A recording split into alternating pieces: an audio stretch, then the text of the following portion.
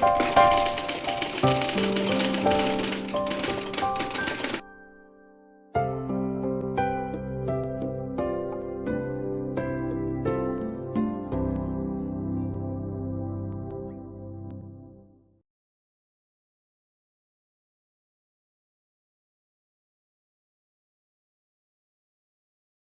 everybody, welcome back. I know what you're thinking. Hasn't brewing season started yet? It's 2025 and I haven't heard anything from John. Well, I've been a little bit unmotivated about it, and I'll tell you why.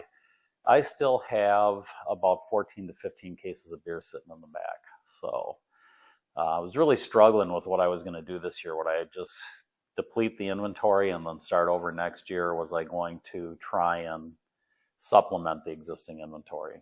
Because I have basically a smattering of everything. So here's what I've decided to do. I've already placed an order at, I think it's called North Texas Homebrew Store, for a bag of Pilsner so I could do 2 batches of Kolsch. And I'm going to do another jalapeno beer. This time I'm going to do 4 cases, so 1 batch. But I'm going to rethink how I did the jalapenos and see if there's a better way to get a little more kick out of it. I do have to say that if you watch that jalapeno beer video, you'll probably remember that I took the jalapenos, I cut them up, I put them in beer just before I went into the bottling bucket. I boiled it, chilled it down, and then I put it into the bottling bucket, and I was a little underwhelmed at how it tasted once it was drinkable. And you got a lot of good jalapeno flavor, but it didn't have the kind of kick that I really wanted. So I think this time I'm either going to up the jalapenos or I'm going to probably throw them, either way I'm going to throw them in the boil this time. I'll have to decide when I'm going to do that. I haven't decided whether that's going to be like the last 20 minutes or whether, you know, I put them in with the first hop edition.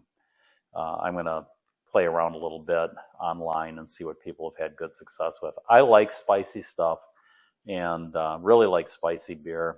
The jalapenos are kind of hit or miss on just how hot they are down here. So, you know, of course I don't want to overdo it because then that'll probably turn some people off. Probably not me, but probably turn some people off. So I don't want to get it too spiced up, but I definitely need to do something more than what I did last time. So stay tuned for that video.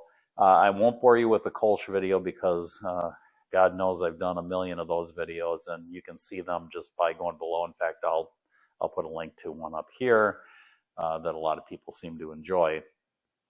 The nice thing about Kolsch is that it's everybody's go-to beer here. So if someone comes over and they've never had homebrew before, I'll either start them out on a blonde or a Kolsch. I mean, those are really unoffensive beers. Nobody seems to ever get turned off. And I don't want to give someone a stout or something when they first come over, because then they'll probably say, I don't want to drink beer at his place anymore. So anyway, that's kind of it. That's where I'm headed for 2025. The order for pickup is on delay right now because they do not have Kolsch yeast in stock to fill the order. So I told them, hold on to my order. When you get the 4 liquid Kolsch in, give me a shout. I'll come and pick it up. I'll take my pooch Eva with me and we'll go run over to the brew place, pick it up, and then shortly thereafter I will start brewing. I'll probably do a Kolsch first, then I'll move on to the jalapeno beer, which I'll film for you guys. And then it'll be back on to Kolsch again, which, as I said, you don't need to see. Now, if something else comes up in the meantime, as far as, you know, cleaning the equipment or going through things, I'll certainly do that.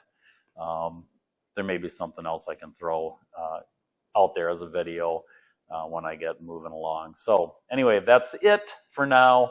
Hope you guys have a great year, and stay tuned for the new jalapeno 10-gallon batch of beer coming shortly. This has been a Matty Boy presentation. Say bye-bye, Matty. Bye-bye.